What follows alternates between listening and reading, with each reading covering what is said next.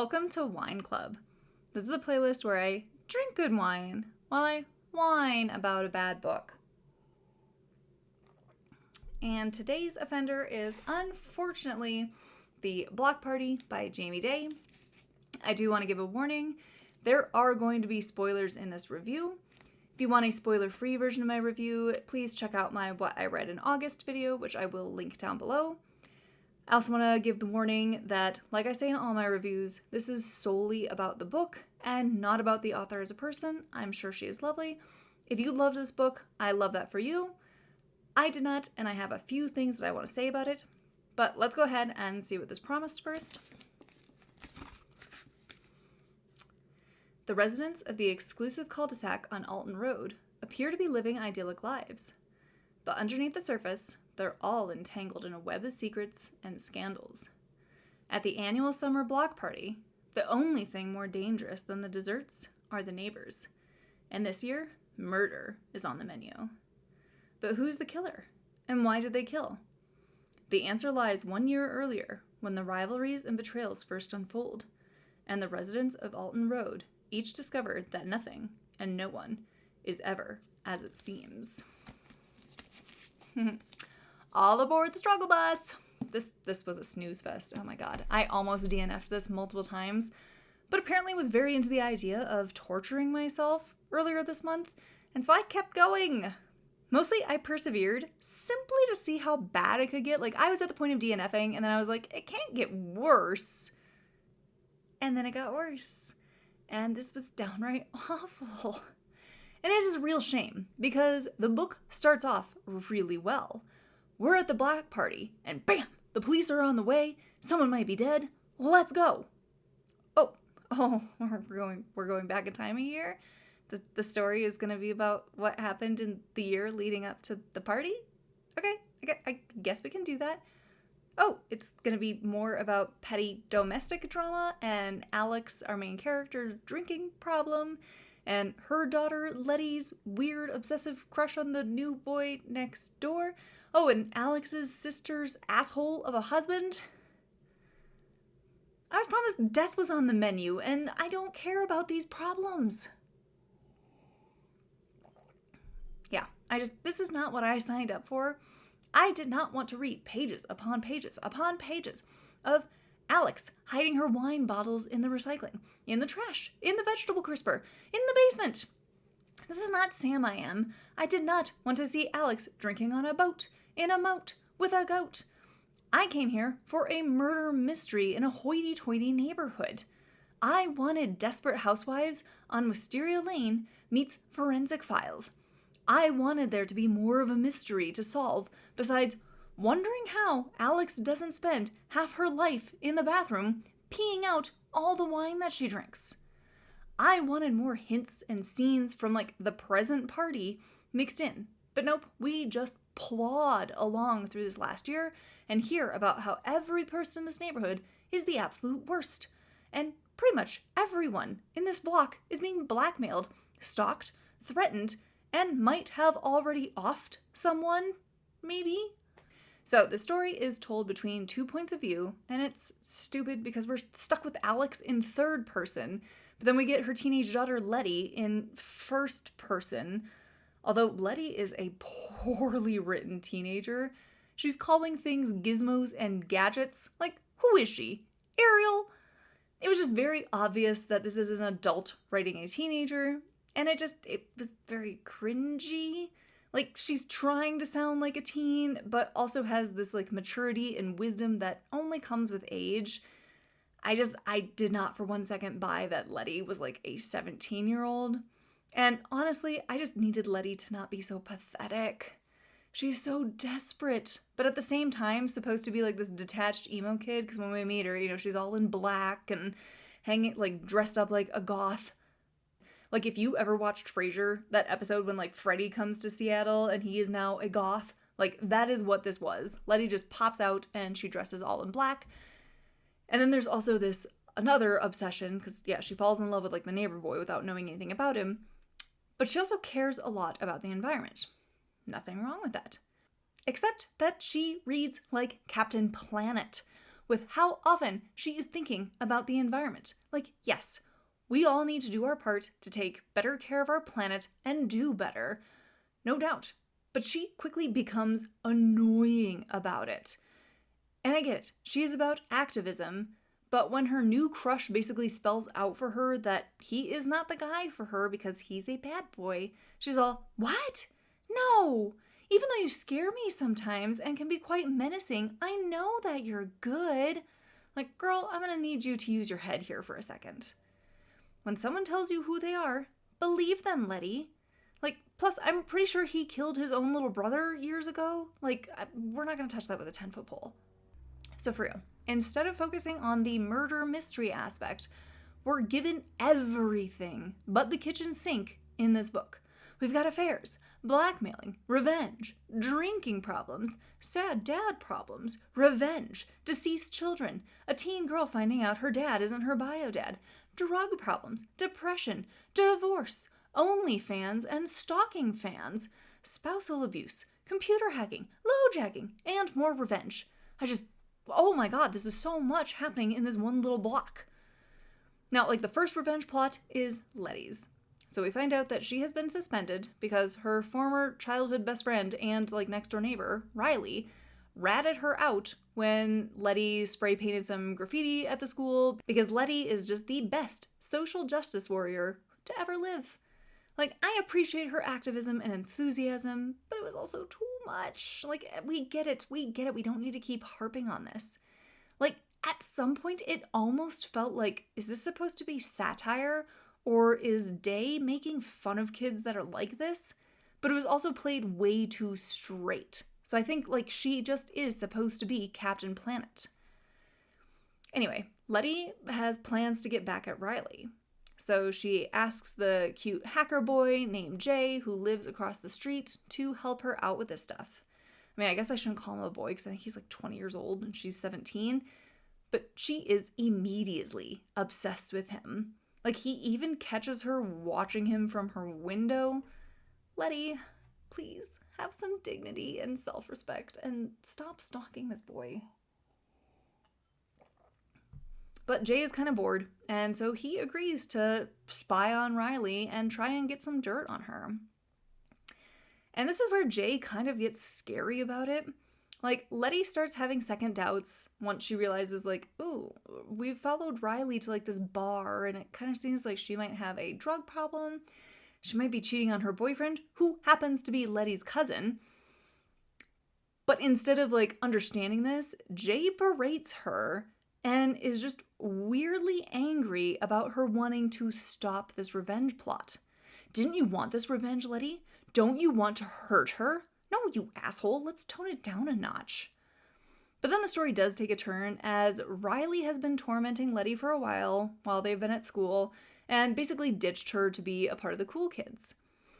But suddenly Riley finds out that her dad isn't her bio dad, and she cries to Letty and says, she really needs her help because Letty's the smartest person that she knows. Riley, you're fucked. But of course, Letty is a nice girl and she's a real sucker and offers to help Riley find her bio dad, who we do come to find out he passed away 5 years ago. So Riley's mother obviously knows that her husband is not Riley's bio dad. She also wants to divorce him, but he comes from money and has a pretty ironclad prenup where she does not get much. And she is very accustomed to the lifestyle that she lives and wants to provide Riley with a good home. So basically, they would be screwed if they got divorced. Riley's mom even jokes about killing him to get around said prenup, which honestly at this point he might beat her to it because he has a serious drug problem and is always angry about something. So this dude is like a day away from giving himself a stroke or a heart attack. Like, just wait him out, girl, and then you can keep your money. So we have Jay, who's still following Riley as he wants to know who she's meeting up with at bars and hotels, and eventually sends Letty's cousin Dylan, who is dating Riley, pictures of her canoodling with an older man. This causes Dylan to, sadly, take an attempt on his own life, But luckily, Jay was watching him, and they were able to call 911 and revive him in time, and they save his life. So Dylan's parents, who are Letty's aunt and uncle, Emily and Ken, are obviously distraught over what their son tried to do, and they are trying to help him. Doesn't help that Riley lives just down the street and Dylan sees her all the time. And we have Letty, who is still hopelessly devoted to Jay, even though he scares her, and she is just trying to get close to him. Her mom, Alex, meanwhile, is trying to make friends with Jay's mom, Mandy, but Mandy's husband, Samir, is making it harder as it seems he kind of dictates when and where Mandy can go, who she can hang out with. Like his son, he's pretty menacing and always smirking and seems to actively want to scare the women of the neighborhood and get people to leave his family alone. I'm torn because he comes off like a real dick and is super controlling, but Alex also has no sense of boundaries and just kind of does whatever she wants, so someone really did need to lay the law down with her. It just sucks that it had to be him. But Emily, who is Alex's sister, and also she's Dylan's mother, is also worried as she saw her husband eyeing up Mandy real nice when they moved in. He has cheated in the past, and she's worried that he's going to go after their hot new neighbor. Plus, they find out that another neighbor named Brooke creates content for OnlyFans and has a stalker who is now threatening Alex to stay away from Brooke. And on top of that, these neighbors are already kind of leery of Brooke as they think that she pushed her husband overboard on a cruise last year and killed him. But we also don't care about him because we find out that he was also abusive. So whether she pushed him or not, problem solved. How much drama can one cul-de-sac have? Like, this is like 15 seasons of a soap opera boiled down into one book. It's both too much and too boring at the same time, because this is not what I signed up for. So everyone is dealing with their tragedies and their dramas, and then we get back to the present day, finally. So Alex basically had to go sleep off her, wine pre-hangover on the couch, and wakes up to police sirens. The police are on their way to the block party. Why? And it's time for the reveals of who is dying at this party and who's doing the killing. So we find out that the other revenge plot that is happening under all of this is Mandy's. So Mandy went to high school with Ken, who again is Letty's uncle, and Brooke's husband when she was back in high school. They basically did the whole after plot, and they all made a bet on who could sleep with her first. And she was obviously shamed for this and had to leave school. It was a very traumatic time for her. And she was finally able to move on. She met Samir, they got married, they had their baby, and then they had a second son who they lost. And so after they lost their younger son, she kind of essentially had a psychotic break. So she's been on medication and in therapy, which is why Samir is so protective of her. All those times he was threatening, no, it was just a misdirect. It was a red herring. He wasn't being hostile. He's just a good guy who's trying to protect his wife. What do you mean you read it the wrong way? Stupid. So we find out that Mandy is actually the one who killed Brooke's husband and moved into this neighborhood specifically to torture Ken for his part in her high school humiliation.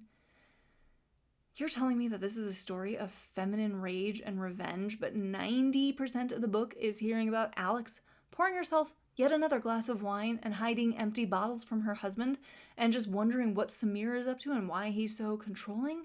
This is like Twilight. I would so rather have a book from Rosalie's point of view when she gets her revenge on her attackers than read about Stephenie Meyer's self-insert Mary Sue fantasy. I would have even rather had a book about Alice and her backstory. But no. Why isn't this book from Mandy's perspective? That would be so much more fun. So we find out her son Jay knows about what happened to her and helps his mom by tormenting Ken by going after his son Dylan. Even more so because Jay found out that the older man that Riley was dating is Ken himself, her boyfriend's dad. Gross. Just so fucking gross. She's a high schooler. So Riley's dad also got sent the pictures, and he went and grabbed his gun and came to kill Ken, because of what he has done to Riley. We find out that Ken was shot, and then Evan, who's Riley's dad, not her bio dad, because remember, she already found out that she has a different bio dad, but the guy who raised her, Evan, takes a drink of Ken's, prized whiskey that he refuses to share with anyone. Maddie knew this and made a special cocktail of drugs to put in the bottle to kill Ken. So Evan dies too, after he shoots Ken. Oh, and then we also find out that Evan was Brooke's OnlyFans stalker and basically had a fucking shrine to her in the basement. So since he is now dead, the prenup is basically void, and Riley and her mom will be financially okay. And then the book ends with this half-sister of Riley's showing up to the block party, and they cry and hug. It is as useless and out of left field as it sounds. I don't give a hoot about Riley's paternity subplot. It has nothing to do with the main story. There's also another subplot that really doesn't add that much and actually just ends up annoying people. There's this subplot of this pest control guy who is just called the Bug Man, which I do not care about the Bug Man. I don't want to keep seeing the words the Bug Man so much in a book. Does he play a major role? No, of course he doesn't. It's a waste of time and an assault on my eyes. The Bug Man. So in the end, we do get an epilogue that wraps up everything. And I just could not care anymore at this point. I don't know what the fuck this book is, besides it being bad. This book just felt like it was never ending, but at the same time, we're not going anywhere. It wasn't even entertaining from the domestic drama front. I'm not kidding when I say that this book put me to sleep multiple nights. If I'm into a thriller, I can power through and stay up reading until 4 a.m. My husband had to wake me up because the book had fallen on my face when I would try to read this in bed. I was bored out of my mind. There was also absolutely zero reason for this book to be as long as it is. We are stretching the plots out here. I also have to say, I don't think Day has ever heard a real conversation before. The dialogue in this is pretty atrocious and stilted and way too info-dumpy. It's an example of bad writing when a character comes in and is like, well, hi, Todd. Did you hear about the report that they sent out that's going to eliminate half the jobs? No, James, I did not hear about that report that is now going to impact me and kick me off on this adventure. Could you tell me more about the report? It's just people don't talk like this. And on top of that, I did not gel with the writing style as a whole. This is a case where I do kind of wonder if AI played an assist or potentially wrote some things, because again, there's a lot in here that just does not sound like a human wrote it or a human that interacts with other humans. Okay, I tabbed a few sections. Okay, so chapter 2. This is the intro paragraph. From her shady vantage point, Alex watched Nick arrange a pile of burlap sacks into a perfectly straight line on their neighbor's meticulously manicured lawn. She admired her husband's dad bod from afar, fully aware it wasn't the party atmosphere making her heart patter. Those cargo shorts aside, Nick was the love of her life. But Alex couldn't sit idle, admiring her husband. She had work to do. She was the organizer of the block party, which came with a host of responsibilities. She checked her phone. It wouldn't be long before those sacks were filled with children racing about like giant jumping beans. She smiled at a memory of Letty doing just that. The days were long, but the years were short. A cliché, but that didn't make it untrue. Even though the party was in full swing with people everywhere, drinking, eating, and playing games, Alex had no trouble spotting her daughter. True to form, Letty was the only one of the block party clad in all black, her Doc Martens a stark contrast to the sneakers and sandals everyone else wore. She ambled past her father without so much as a glance, nonchalantly slipping from her red Solo cup. Alex hoped it contained only soda. Cares. So then, a page later, we're being introduced to Riley's parents, Evan and Willow. Evan looked like Willow's counterpart in his snazzy button-down shirt, perfect shorts, and footwear that was likely straight out of the box. As a couple, they looked beautiful together, but their personalities clashed like plaids and stripes. Willow was something of a homebody, while Evans always wanted to be on the road. It didn't help that his frequent sojourns to New York and various exotic locales to photograph hot models made it difficult for Willow to trust him. Add to that his excessive partying and general irresponsibility, while Willow took care of everything, and the couple ended up with a combustible marriage. I don't, like, maybe it's just the, use of adjectives that's throwing me off here. So, let's see. I also got... So then chapter 6, we open up with, on a bright Tuesday morning, Alex came strolling up Alton Road after a 2-mile walk. Zoe, their dog, padded alongside with a proud look on her face, tail wagging, tongue hanging out the corner of her mouth. Alex knew fresh air and exercise were good for her, but she also felt the pressure of her busy schedule. Letty should be the one to take Zoe for her walk, but Alex wasn't in the mood to badger. Nick's criticism about how she handled Letty with kid gloves came to mind. Alex didn't need his armchair parenting. Nick himself could push a little harder as well, but no need to create friction with your daughter when the onus could be placed elsewhere. Oh well, since she was the one walking Zoe, Alex committed herself to making the most of this outing, which offered one of the few times in her week to literally stop and smell the roses. Several of her neighbors were expert gardeners, so she took her time admiring the dazzling array of colors that sprouted from impossibly tiny seeds. I know how flowers bloom. Like, we could have skipped all of this and just said, Letty should have been walking Zoe, but since I was already out, you're just walking your dog. Why? Why does this take up half a page to explain why you're walking your dog? So then let's see. I've also got... So then on page 65, I think this section just jumped out to me because it's just, God, Alex sucks. It was about 40 minutes into the concert before Nick embarrassed Alex to the point where she wanted to crawl under her seat. Prior to that, she'd been having a good time, to a degree. The band was loud enough to make her head hurt, or was it cocktail number whatever?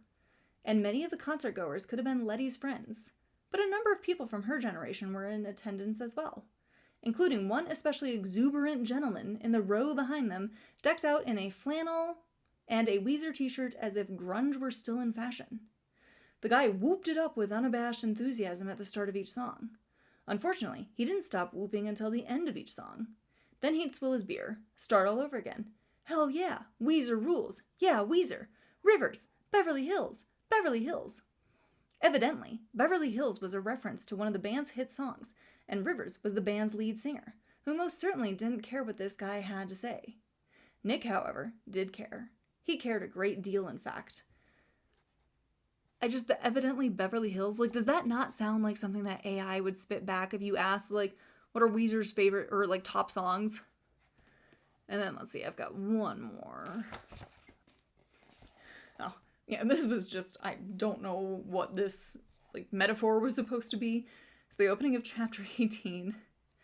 Using the Saffir-Simpson hurricane wind scale, I apologize if that's not correct, to rate the destructiveness of hurricanes, Alex estimated that the former couple whose divorce she was about to mediate would register at a Category 3. That was a good thing, too. The Category 5 cases not only damaged the couple, but did a number on their mediator as well.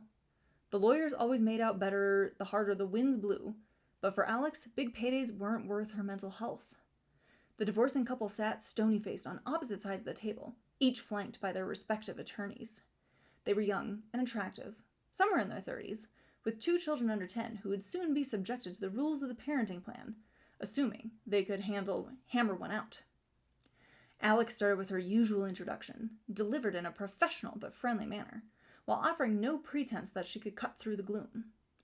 Thanks for being here on time. I'm confident we're going to have a good session, she began. I hope everyone is well rested. Again, does this not sound like AI? And, like, what's up with this Category 5 hurricanes? I also don't care about Alex's job. I don't know what is up with this book. Because all the characters in this are kooks, but they're not kooky in a fun way. Again, this feels like a soap opera, but it's just all the bad seasons. There's a lot of tonal whiplash as well in this. Like, one minute we've got men giving the women of the neighborhood deranged smiles, but then it's Letty whining about how her dad would never allow her to go to California for college. We'll go from, oh shit, Ken's a predator, who's now lying in a pool of blood, to Riley laughing and crying as she hugs her long-lost sister. What are we doing here? Honestly, I have to say, I can't believe this was published. The marketing for this, to me, felt very way off and misleading. This is not a thriller. This is a domestic drama with some mystery elements sprinkled in. Had I paid full price for this, I would have asked for a refund. Actually, I think I still want a refund. This was bad. I'm honestly baffled. And there is a lot of praise on the back from other authors. You all are fucking liars. We have Sally Hepworth, who says this is utterly engrossing. This is not engrossing, Sally. I do not agree, Lisa Gardner, that this is highly engaging. My recent amazing sleep scores would suggest otherwise. Action-packed? Where, Mary Kubica? And also apologies on her last name. I want page numbers and specific scenes to see what you think is action-packed.